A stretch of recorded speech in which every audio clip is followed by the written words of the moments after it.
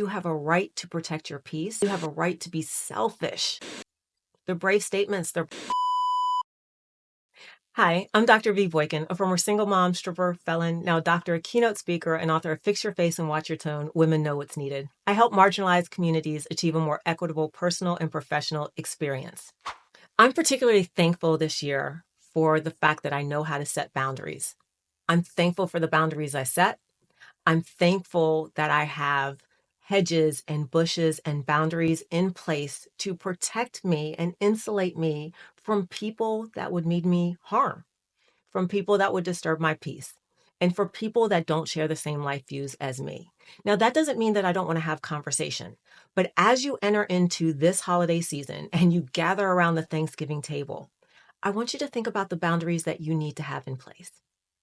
I want you to think about what will protect your peace, your home, your energy, and your right to exist in a way that makes you feel whole and complete. If you find that the dinner table becomes contentious or the visitors become contentious, know that you're not alone, number one. And number two, understand that you have a right to set boundaries. You have a right to operate in a way that allows you to be the fullest expression of yourself. And you have a right to exclude people that don't want you to be the fullest expression of you. This can be tough because these people are supposed to be your loved ones that love you unconditionally. If they're putting conditions, not expectations, but conditions on their acceptance and love, they're no longer your tribe. Take time to set firm boundaries and also take time to selfishly rebuild yourself when those boundaries have been crossed. It is okay to express how you feel to someone. You want to do it respectful in the same way you want your views respected. But if they can't receive that and they can't honor that, then perhaps there needs to be one less seat at the table. And that's okay. It doesn't mean that it will always be that way.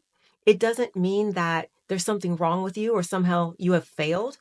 It is a much bigger failure to sit in a group of people that wish you not good, that wish you harm, that don't respect or honor you. That's a much bigger failure than sitting at a table full of people that don't like you anymore, that don't appreciate the uniqueness of you or the uniqueness of your views. This is going to be a challenging holiday season. I want you to make sure that when you go around the table and you think about what you're thankful for, you take time to especially appreciate and be thankful for the ways you have learned to say no, for the people that you have excluded, for the relationships that no longer serve you that you've let go, and for those that do support and love you, the space you've created for them as you've cleaned out the closet, so to speak, for those that don't respect, appreciate, and honor you. Be thankful for the hedges. Be thankful for the boundaries. Be thankful for yourself. So this holiday season, I'm surrounding myself with people at my table that I love, that I cherish, that support me. And I'm not inviting people that no longer wish me well, that no longer support me, that no longer have tolerance for my views, and that no longer have tolerance for my lifestyle. So I want to say it again. When somebody says, are you inviting your mom? Are you inviting your dad? Are you inviting your sister? I'm not this year. This year, I have made a decision to consciously invite my tribe. I've made a decision to consciously fill my home with those that love, accept, and respect me. I'm choosing to consciously create a conflict-free zone for me to celebrate with those that I love and those that love me. If we're not good, you're not invited, regardless of your title, regardless of whether you gave birth to me, regardless of whether we're related. If you're not my tribe, I'm not going to pretend anymore that you are. I'm not going to invite you. And it's not that I wish you harm.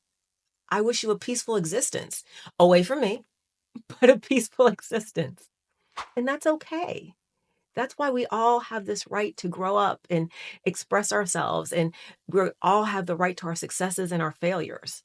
We all have a right to decide who's at our table. And I'm just not a person you can should on that easily. You should have her there. You should have him there. I shouldn't do anything, but well, there's a saying, I'll keep that to myself.